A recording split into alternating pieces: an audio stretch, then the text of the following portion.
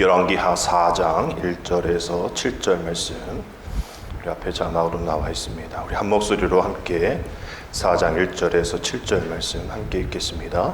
선지자의 제자들의 아내 중에 한 여인이 엘리사에게 부르짖어 이르되 당신의 종 나의 남편이 이미 죽었는데 당신의 종이 여호와를 경외한 줄은 당신이 아시는 바니이다. 이제 빚준 사람이 와서 나의 두 아이를 데려가 그의 종을 삼고자 하나이다 하니 엘리사가 그에게 이르되 내가 너를 위하여 어떻게 하랴? 내 집에 무엇이 있는지 내게 말하랴. 그가 이르되 계집종의 집에 기름 한 그릇 외에는 아무것도 없나이다 하니 이르되 너는 밖에 나가서 모든 이웃에게 그릇을 빌리라. 빈 그릇을 빌리되 조금 빌리지 말고 너는 내 두 아들과 함께 들어가서 문을 닫고 그 모든 그릇에 기름을 부어서 자는 대로 옮겨 놓으라 하니라. 여인이 물러가서 그의 두 아들과 함께 문을 닫은 후에 그들은 그들의 그릇을 그에게로 가져오고 그는 부었더니 그에게 자세 여인이 아들에게 이르되 또 그릇을 내게로 가져오라 하니 아이들이 이르되 다른 그릇이 없나이다 하니 기름이 곧 그쳤더라. 그 여인이 하나님의 사람에게 나아가서 말하니 그가 이르되 너는 가서 기름을 팔아 빚을 갚고 남은 것으로 너와 내 두 아이들이 생활하라 하였더라. 아멘. 할렐루야. 8월 첫째 주가 되었습니다. 우리 8월 한 달도 우리 주님의 인도하심과 또 주님의 보호하심 가운데 모든 어려움들이 다시 회복되어지고 무너졌던 모든 것들이 다시 세워지며 또 잃어버렸던 것이 다시 찾게 되어지는 그런 회복의 한 달 되어지기를 주님의 이름으로 축복합니다. 우리 여러분의 8월달 달력을 한번 보시면 이 그림일 겁니다. 제가 8월달 이 달력 그림 때문에 이 달력을 선택하게 되었는데 마치 물속에서 있는 자를 주님이 이제 끌어내는 그거 한번 짐작하건대 이 화가의 의도는 물에 빠진 베드로를 물 위를 걸으시는 주님께서 손을 집어넣으셔서 이렇게 세워지는 그러한 장면을 상상하면서 무너졌던 우리들의 모든 삶. 저 달력을 만드신 분이 우리가 8월 달에 이럴 줄을 알았겠습니까? 그럼에도 불구하고 이 8월 달 한 달 동안 이 그림을 바라보면서 함께 기도할 제목들은 여러분의 가정에 있는 달력 밑에 보면 이사야 43장 1절 말씀이 되어 있는데 1절과 2절 말씀의 그 부분을 한번 보면 이렇게 되어 있습니다. 중간 부분을 읽어보면요. 너는 두려워하지 말. 우리 같이 야고바 한번 읽어보겠습니다. 야고바 시작. 야고바 너를 창조하신 여호와께서 지금 말씀하시느니라. 이스라엘아 너를 지으신 이가 말씀하시느니라.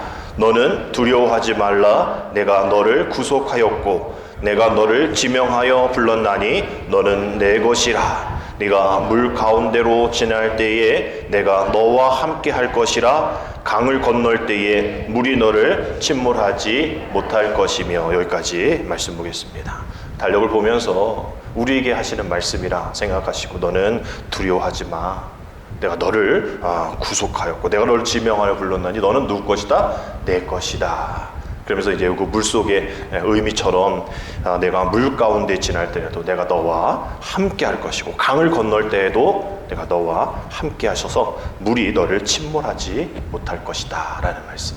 오늘도 비가 많이 오고 또 이를 위해서 애쓰는 소방관 또 실종됐다고 하고 어제는 강남역에서 80대 어르신이 지나가다가 휩쓸려서 돌아가시기도 하고 물로 인해서 많은 사고 사건들이 있는데 우리 이런 것도 바라보면서 하나님 이 모든 어려움들 물 가운데 지나갈 때에 우리와 함께하여 주시옵시고 또 강물 가운데 우리가 지날 때에 우리가 침몰하지 않도록 그리고 세월호 생각하면 너무나 많이 마음이 아프지 않습니까? 침몰하지 아니하도록 하나님 지켜주옵소서. 그래서 우리가 8월달 그 그림을 여러분 달력 없으신 분들은 사무실에서 또 하나씩 가져가시고 8월달 달력을 보면서 하나님 지켜주옵소서. 물에 빠져있는 베드로와 같은 우리입니다. 손 내밀어 주시옵소서. 주님 얼굴을 잘 보시면 주님이 웃고 계시거든요. 우리를 비웃는 것이 아니라 너 나 이 손 잡지 않으면 어쩔 수 없는 인간인 거 너 알지? 라면서 우리를 바라보시는 그런 희미한 미소를 띠고 계신 주님의 얼굴입니다.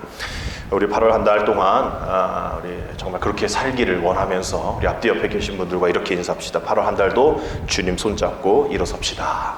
8월 한 달도 주님 손잡고 일어섭시다. 아멘. 매년 8월 이맘때쯤이면 참 분주합니다. 왜냐하면 교회학교 여름 수련회가 이제 있는 그런 때이거든요.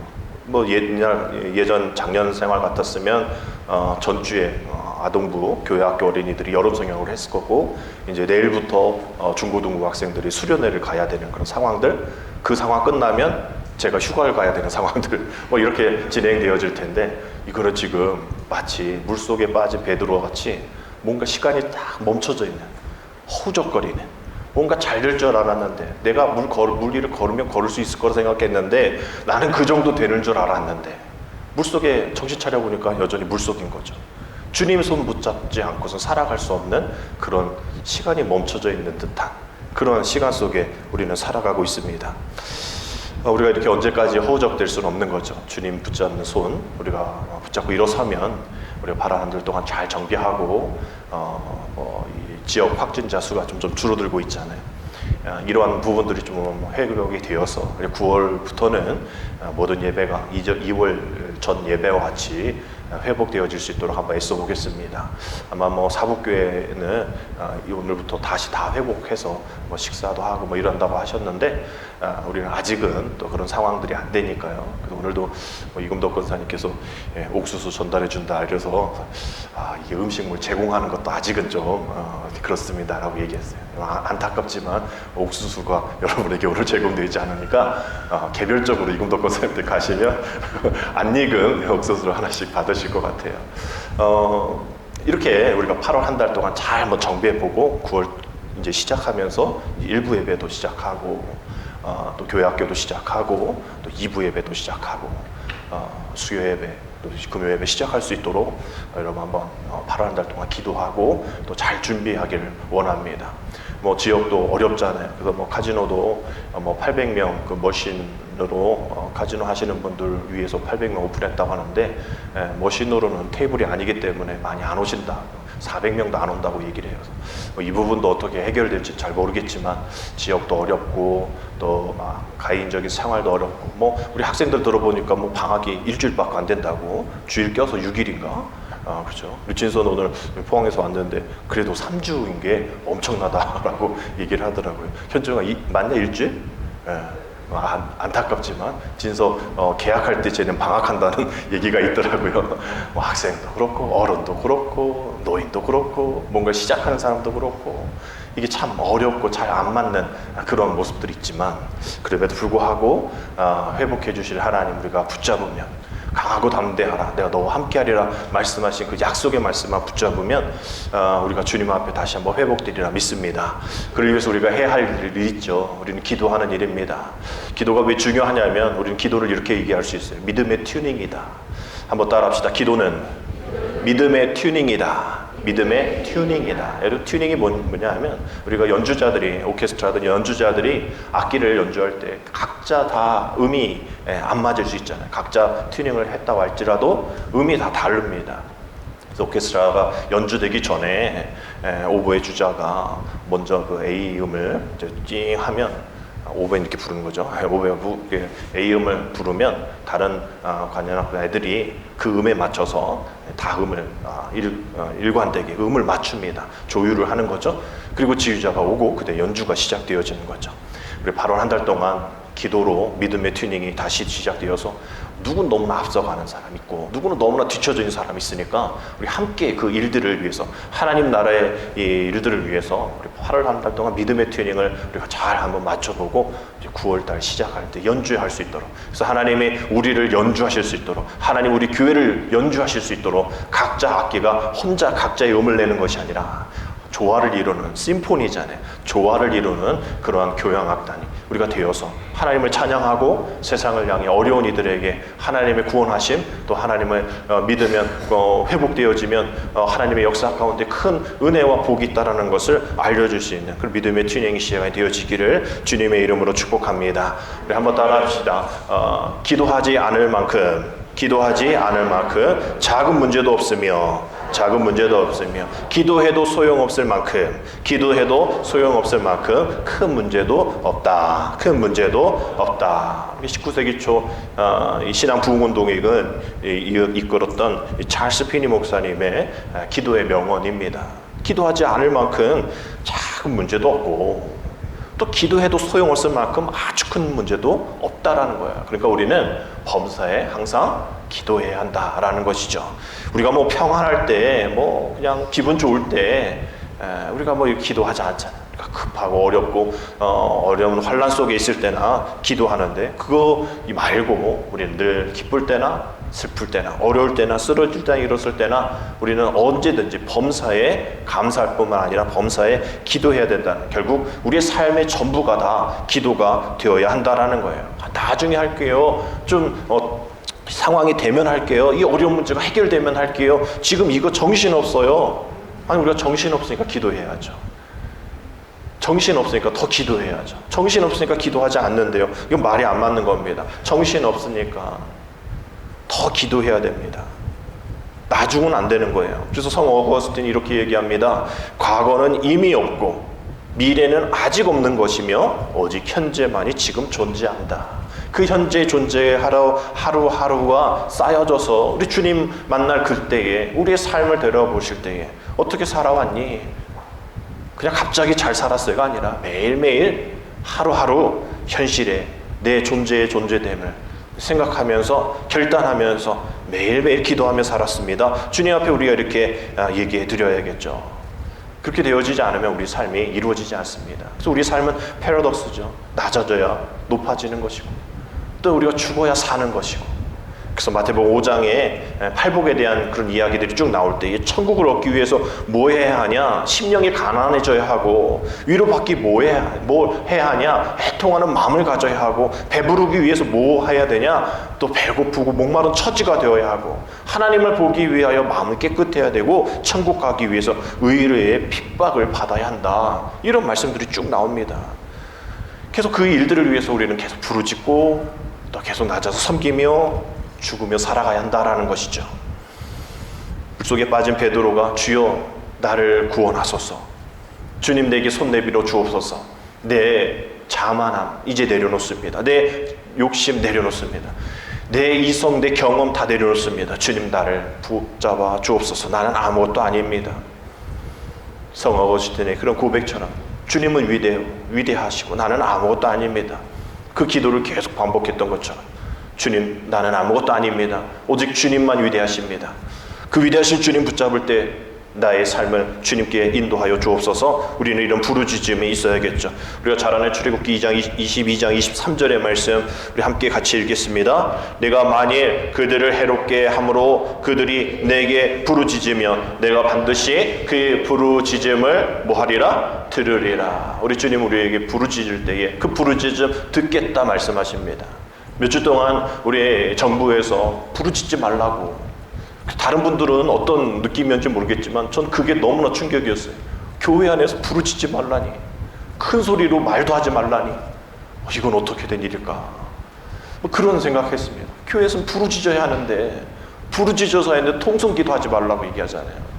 큰 소리로 찬양하지 말라고 하잖아요. 찬양팀 쓰지 말라고 하잖아요. 다행히 몇 주에 끝나서 다행이긴 하지만 참 마음이 아팠어요. 교회가 부르짖지 말라라니, 그러면 벌금 물겠다니 참 마음이 아팠는데 성경은 늘 부르짖어라. 그 부르짖어야 듣는다라고 말씀하고 있습니다. 오늘 본문의 이야기도 그 부르짖음의 한 이야기입니다. 이 여인의 이름이 밝혀져 있지 않지만 엘리사의 제자의 아내로 남편이 어떤 모습이었는지 잃은 그런 과부입니다. 성경에는 모범적인 과부 이야기들이 참 많이 나오는데요. 열왕기상 17장에도 엘리야를 도운 사렙대 과부가 나오고, 또 마가복음에서는 12장에서 자기의 모든 소유를 헌금하면서 예수님께 칭찬받는 가난한 과부가 나오고요. 또 누가복음 7장에서는 예수님께서 죽은 아들을 고쳐주신 그런 나인 성의 이런 과부, 또 과부된 지 84년 동안 성전 떠나지 않아서 또 주야로 기도에 힘쓴 안나, 또 사도행전 19장에 등장하는 선행과 구제에 앞장섰던 과부 다비다, 이 과부 이야기들이 참 많습니다. 오늘 본문에 나온 이 선지생도의 아내 역시 모범적인 과부였으리라 생각하는데요. 남편은 아마 그 당시 이제 이세벨의 박해로 여러 명의 수백 명의 제사장들이 죽임을 당하고 또 그 선지자들이 어떤 그런 경제적인 어려움들을 또 당했을 거라 생각합니다. 그에 대해서 경제적인 형편들이 어려워졌을 그런 상황에 남편까지 죽게 되어지는, 그래서 여인에겐 세 가지 어려움이 있었던 것이죠. 첫 번째, 남편이 먼저 세상을 떠났고, 또 두 번째는 큰 빚이 있고, 또 세 번째는 그 빚 때문에 사랑하는 두 아들이 이제 팔려가야 될 그런 안타까운 형편에 있는 겁니다. 남편을 이미 잃었는데 이제 두 아들까지 종으로 보내야 하는 심정, 우리가 뭐 이런 경험 해봤을까요?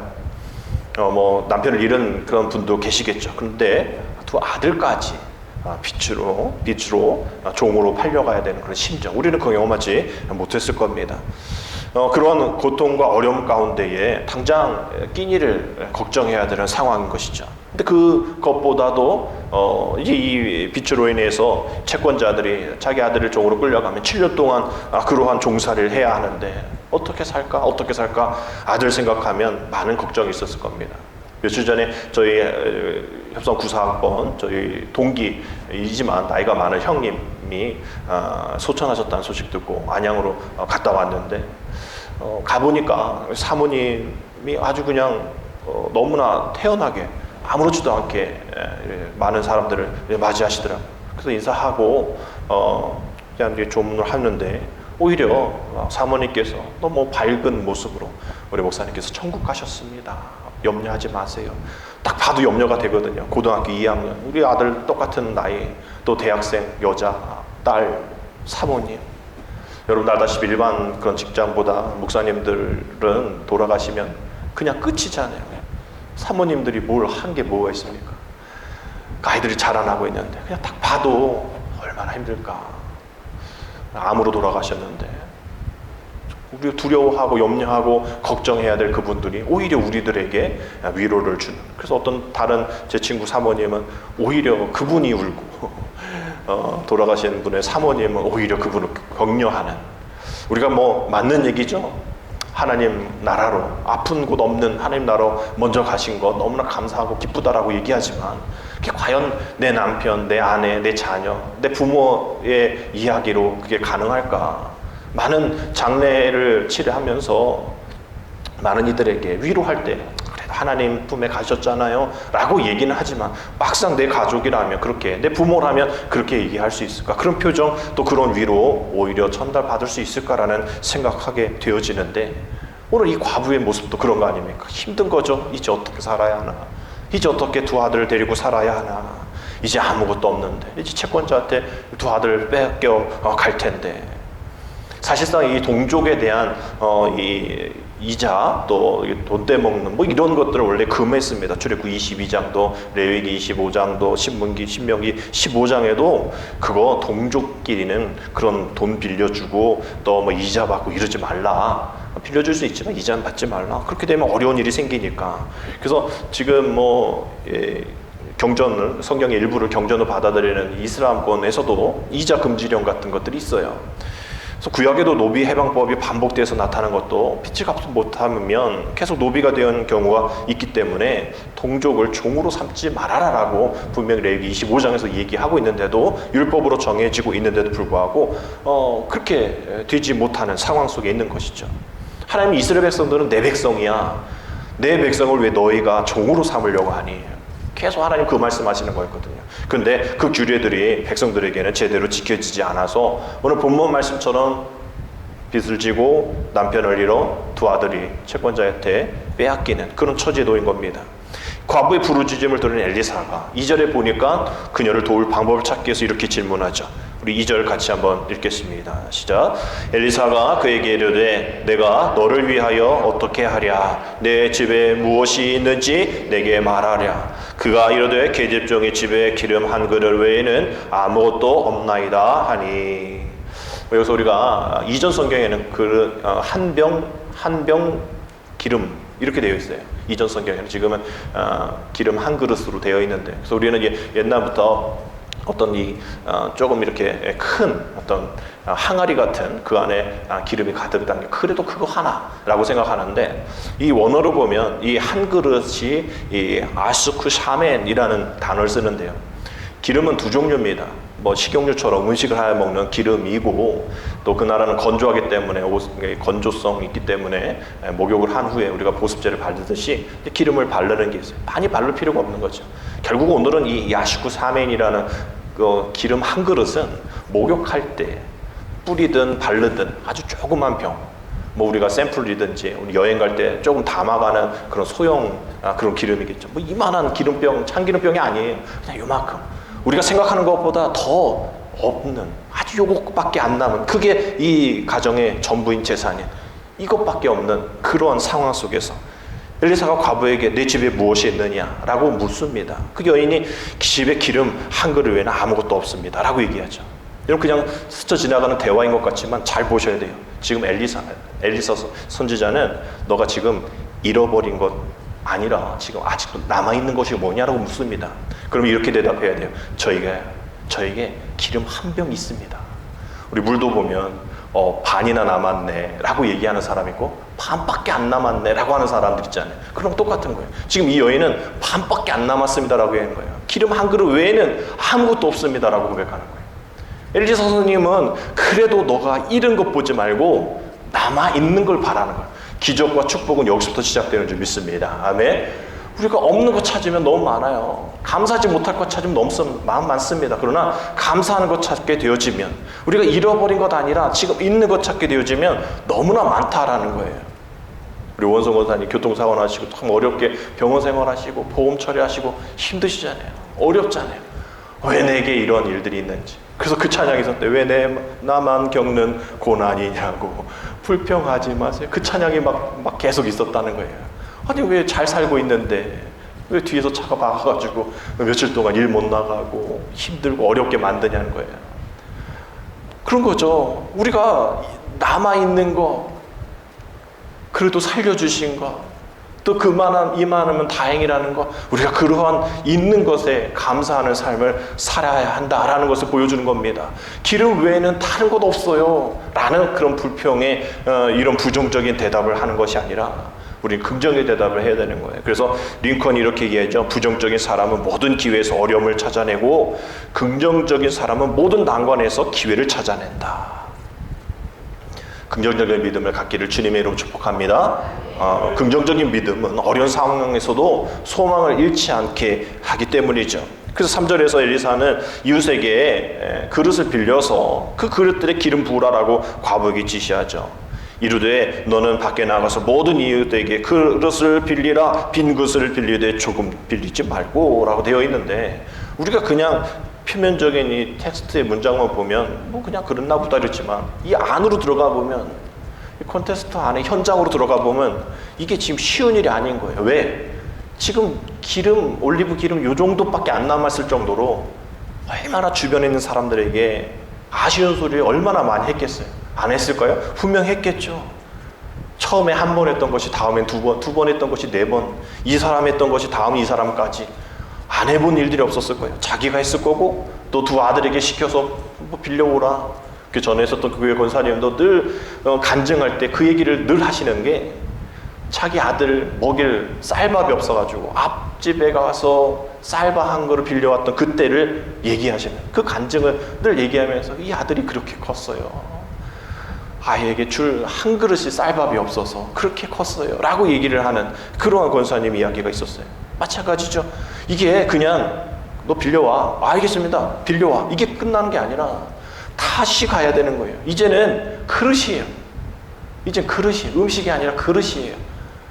이제 그걸 가지고 이제 뭘 팔아먹으려고 하나 라고 의심까지 받을 만한, 이게 그릇이에요. 이제 물품입니다.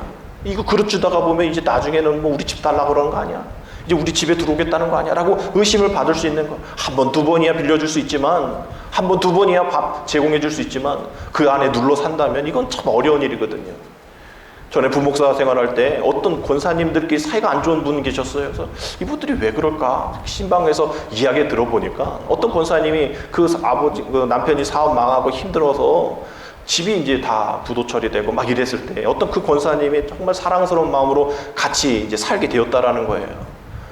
그래서 얼마 있다가 뭐 나갈 생각하고서 이렇게 했는데, 아니 이분들이 들어와서는 뭐 이거 해달라 저거 해달라 이러면서 일도 안 하시고, 뭐 그래도 월세라도 비슷하게라도 줘야 되는데 그것도 안 주고 막 하지도 않고 막 오히려 거룩하게 선교 나가고 막 선교하러 몇백만 원 쓰시고 막 이러신 거예요. 그러니까 이분은 선교하는 것도 좋은 일인데 당장 자기의 삶이 힘든데 막 돈까지 꿔달라고 하면서 선교를 가시겠다니까 너무 이분이 믿음이 신실하신 분임에도 불구하고 너무나 마음이 힘들다 이렇게 얘기를 하시는 것을 들었어요. 이런 거예요. 처음엔 잘 도와주는 거 기쁜 마음으로 하나님의 사랑으로 도와주지만 현실이 그렇지 않다라는 것이죠. 이 힘들어지는 거예요. 그런 거겠죠. 그런 상황에서 그릇 빌리러 가야 되는 거예요. 과연 잘 빌릴 수 있을까? 오늘 말씀 잘 보면 엄마가 가지 않고 그래도 두 아들이 갑니다. 약간 그런 게 있을 거예요. 네가 좀 가. 나는 기름 이거 해야 되니까 네가 가. 그 두 아들에게, 철모른 두 아들에게 보내서 이제 그것까지도 자존심 상해서 이제 더 이상 얘기할 수가 없어서 두 아들을 보내야 되는 그런 상황에 있었던 것이죠. 그래서 하여튼 빈 그릇 되는 대로 다 빌려서 이제 마련합니다. 그래서 이 엘리사가 다음 지시를 하죠. 4절에 보면 이렇게 되어 있죠. 너는 내 두 아들과 함께 들어가서 뭐 하고? 문을 닫고 모든 그릇에 기름을 부어 차는 대로 옮겨 놓으라. 이렇게 얘기해요. 굳이 왜 문을 닫아야 할까? 누가 보면 안 될까? 이런 생각하게 되어지는 거죠. 근데 이거 영적으로 좀 해석해야 된다. 이제 기적이 일어날 건데 닫아야 할 문이 있어. 닫아야 할 문이 있어. 우리가 닫아야 할 문이 무엇일까? 세상적인 거죠. 아까 얘기했던 거 자존심. 이거 이 기적이 일어나면 뭐가 될까? 의심. 더 많이 갖고 왔어야 하는데 라는 욕심. 이런 어떤 많은 세상의 이 기준들에 대한 그런 세상을 향한 문, 그 문을 이제 닫고 이제 어딜 열어야 하냐면 하늘의 문을 열어야 된다는 거죠. 마태복음 6장 6절에 이렇게 되어 있죠. 함께 읽겠습니다. 시작. 너는 기도할 때에 내 골방에 들어가 문을 닫고 은밀한 중에 계신 내 아버지께 기도하라. 은밀한 중에 보시는 내 아버지께서 갚으시리라. 문을 닫아라. 뭐 시끄러우니까 닫아라가 아니라 이제 너는 세상에서는 끝이다라는 거예요. 우리 믿음으로 우리가 구원받고 주님 앞에 나아갔을 때 뭡니까? 이제 세상과 단절하는 거죠. 거듭남입니다. 세상에 있던 모든 내 추악한 일들 이제 주님 믿고 내가 주님 앞에 나아감으로 이제 과거의 모든 것들 다 닫아버려야 되는 거예요. 근데 우리 계속 열잖아요. 계속 열어서 뭐 없나? 갔다 오기도 하고 또 거기서 살기도 하고 뭐 이렇게 살아가는 것. 아니에요. 그렇게 살지 말라는 거예요. 문을 닫으라는 거예요. 하나님 앞에 나아가라는 겁니다. 세상을 향하는 문을 닫고 이제 하나님을 향한 하나님 나라의 백성으로서의 문을 열라는 거예요. 닫은 문이 있으면 열리는 문이 있다라는 것을 얘기해 주는 것이죠. 그래서 단 한 그릇밖에 되어지지 않는 그 기름 그릇을 가지고 필요한 그릇에 모두 부으니까 이제 순종하니까 기적이 일어나는 것이죠. 그릇을 준비하고 기름을 붓는 것 인간이 해야 할 일이죠. 그러나 기적 또 응답 이것은 하나님이 하실 일들입니다. 그래서 우리는 이 순종의 일들을 보고 또 우리는 기적을 경험하며 살아갈 때에 우리가 왜 지금은 이런 기적이 없습니까? 내게도 이만큼밖에 없는데 이만큼 되어지는 역사를 보고 싶습니다 라고 우리는 기도하지만 잘 되어지지 않아요. 왜 그렇습니까? 야고보서 4장 2절에서 3절 말씀 보면 이렇게 되어 있어요. 너희는 욕심을 내어 또 얻지 못하여 살인하며 시기하여도 능히 취하지 못함으로 다투고 싸우는도다. 너희가 얻지 못하면 구하지 아니하였기 때문이요.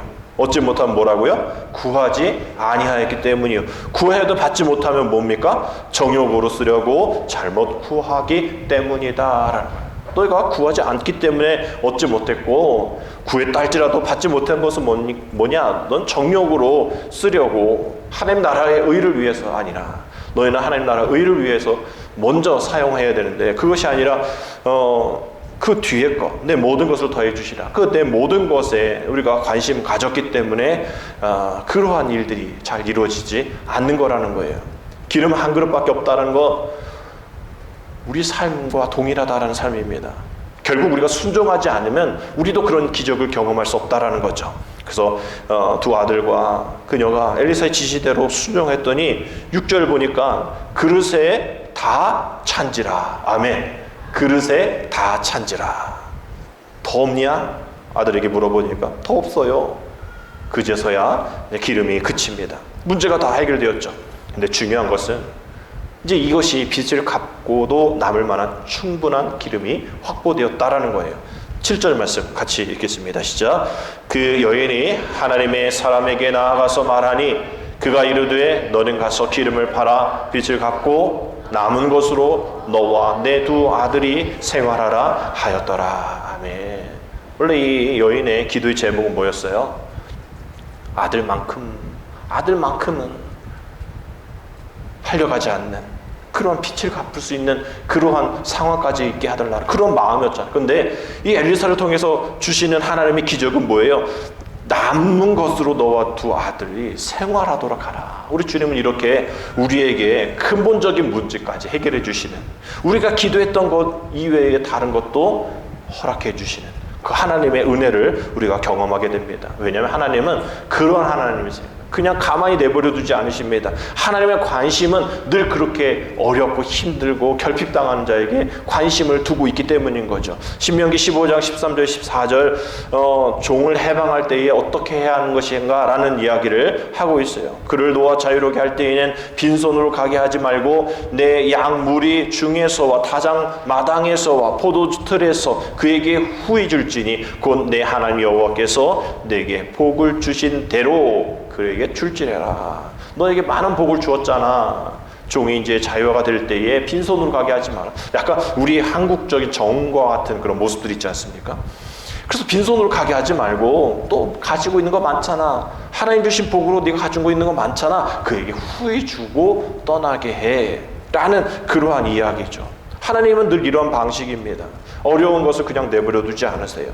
그래서 오늘 본문의 저자가 엘리사를 통해서 기적의 이 사건을 집중하면서 소개하면서 지금 우리들에게 요청하는 것, 은혜의 조건으로 요구된 것은 빌려온 그릇이 아니라 그릇이 많으면 그릇이 작으면 그 기적이 일어나지 않나요? 아니잖아요. 그 기적이 일어날 것 믿는 그 믿음, 하나님의 역사를 어떻게 하시냐?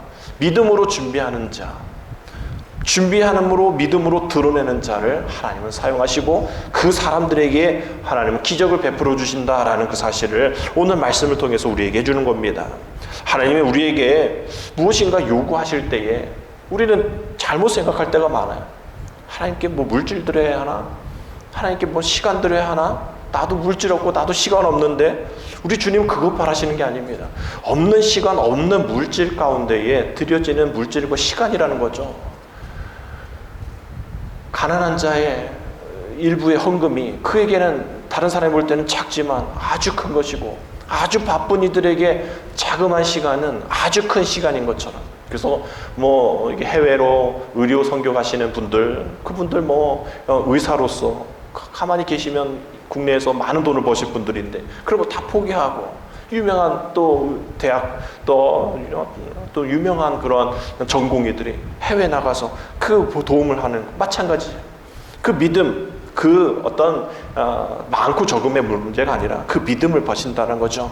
그래서 이 여인에게 보면 가득 찬 기름, 또 이것을 팔아서 또 얻게 될 수익, 이제 아들 빼앗기지 않을 그런 해결됨, 이걸로 인해서 그냥 기쁨으로 끝났을까?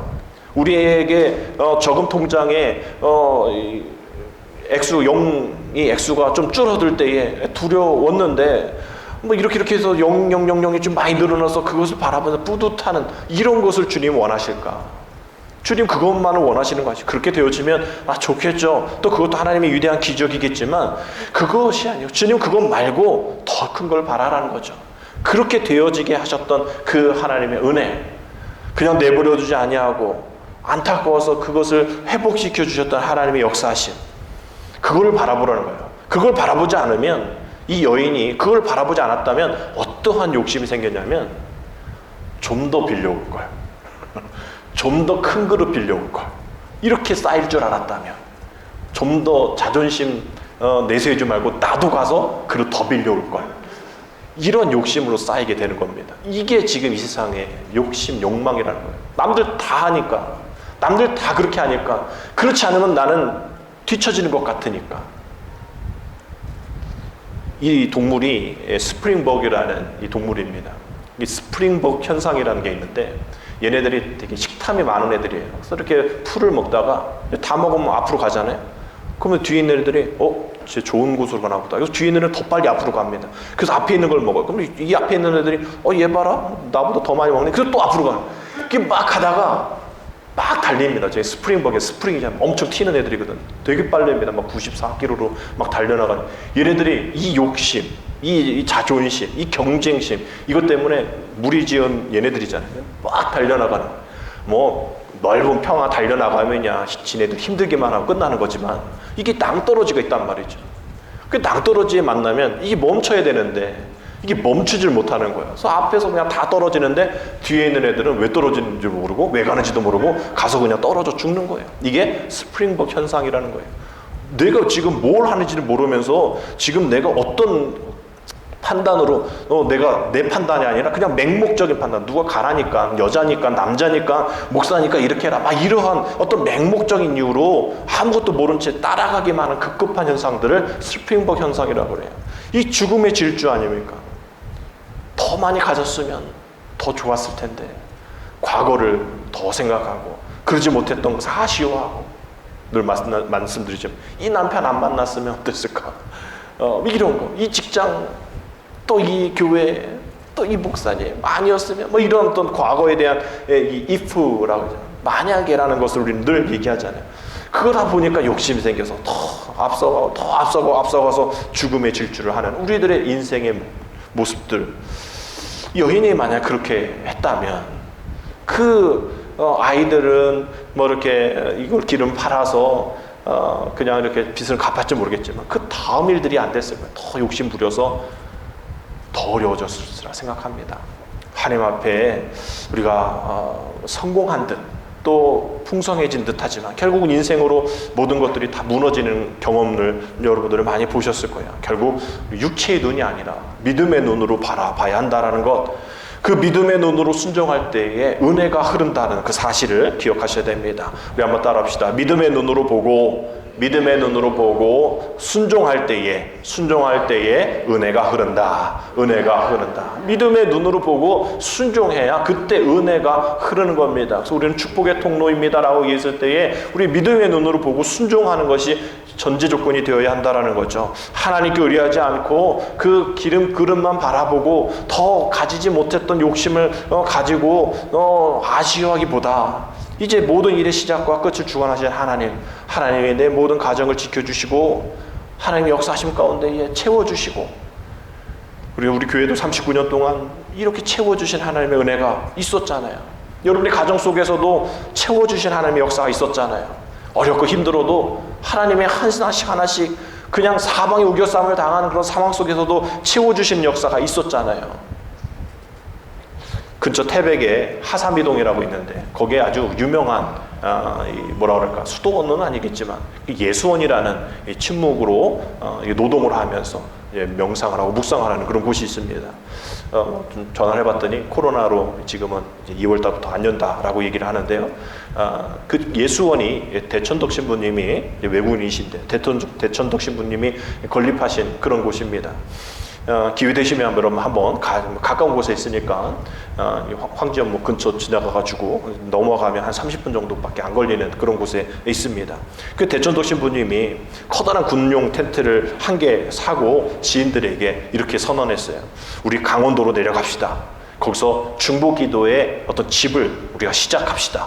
이렇게 해서 막 모았더니 한 12명 같이 가겠다 이렇게 모여진 거예요. 근데 그들은 그냥 대천덕 신부님과 아무런 연관 없는 사람들이 아니라 그냥 지인들 또 성도들 뭐 이렇게 그런 사람들이 모인 거예요. 그래서 강원도 태백 하삼이동에 외나무골에 갔는데 그 12명이 갔더니 뭘 할 수 있겠어요? 먼저 집을 짓고 농사를 져야 되는데 하나님이 아주 세미하신 분인데 딱 12명 중에 반이 농사꾼이고 6명 그 반이 건축업을 하셨던 분이라는 거예요. 그래서 6명은 집을 짓고 6명은 이렇게 노동을 해서 이제 밭을 가꾸는 그런 일들 가운데서 시작이 아주 잘 되었다고 합니다. 근데 이게 수익이 어렵잖아요. 그래서 계속 하나님 기도했더니 하나님 오늘 기적 하나 베풀어 주옵소서. 오늘 쌀이 떨어졌습니다. 하나님 기적 베풀어 주옵소서. 이러면 예수원에 사람들이 올라올 때에 거기 아무것도 가지고 오지 말라고 하거든요. 핸드폰도 가져가면 안 되고 막 그러는데도 뭔가 이렇게 가지고 오는데, 가지고 오면 꼭 떨어진 걸 가지고 온다는 거예요. 쌀이 떨어지면 쌀을 가지고 오고, 또 반찬 떨어지면 반찬을 가지고 오고, 이게 계속 지금껏 이어지고 있다고 합니다. 그래서 수많은 사람들이 이렇게 오는 그런 모습 속에서 대책 없이 나는 이렇게 내려왔지만 대책 있는 하나님께서 필요할 때마다 하나씩 하나씩 채워주시는구나. 이런 고백의 예수원의 고백이 시작인 것이죠. 저와 여러분들 삶 속에서도 역시 마찬가지입니다. 오늘 이 본문에서 엘리사 선지자가 그 여인에게 말했던 것처럼 내가 너를 위해서 무엇을 할까?